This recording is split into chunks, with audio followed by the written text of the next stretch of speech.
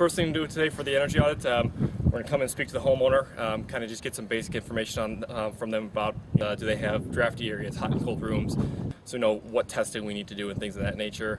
A lot of times we'll collect their utility bills, take overall value measurements of the home, including window measurements. And we'll come do a walk around the outside, just look for any areas that might be water and air infiltrating, get the efficiency of the AC units, efficiency of the hot water heater, potentially the furnace, make sure that it has good stack pressure, make sure that it's not spilling under the hood or anything, that the gases aren't spilling when it turns on. Inspect the attic, look for the insulation levels, look to see if there's open chases, as general areas where there might be air penetrating into the conditioned space.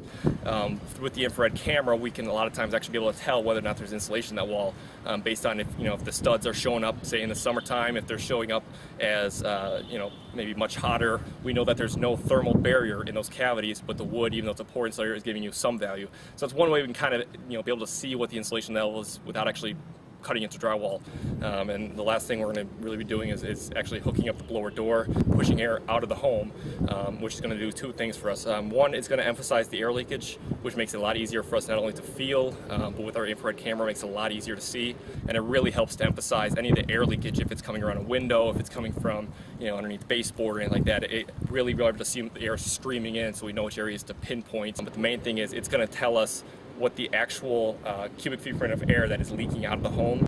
Now when we compare what it actually is leaking to what the standard should be for a home of that size, we can actually be able to determine if the house is really tight, maybe needing mechanical ventilation, or if it's very leaky, in which case we'd be looking at doing some air sealing, some insulation, things like that to lower that number to get as close to that optimal number as we can. And I work with the homeowner to determine a good kind of scope of work for them if they decide to move forward. We'll come in, typically take one day, and be able to do spray foaming, do installation, whatever they decide to do, test out when it's done, and with the new blower door we can get a new reading and make sure, kind of actually be able to quantitatively see, your house is now this much more airtight. We'll plug all the information back into our software and actually can show them a test out, you're spending this much on heating your home, this much on cooling your home, this much on your base load, just your normal light switches, things of that nature. You chose to do these items, and here's kind of what your savings will be.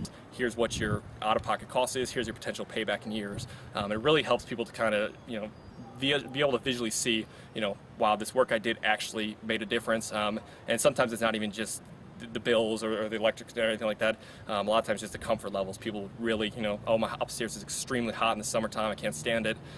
Do the work afterwards, and it's the first time I can actually be comfortable in the room. And that's, those are really kind of the two main motivating factors for people. That either my bills are so high I can't afford it, or I don't care what my bills are, I just want to be comfortable in my own home.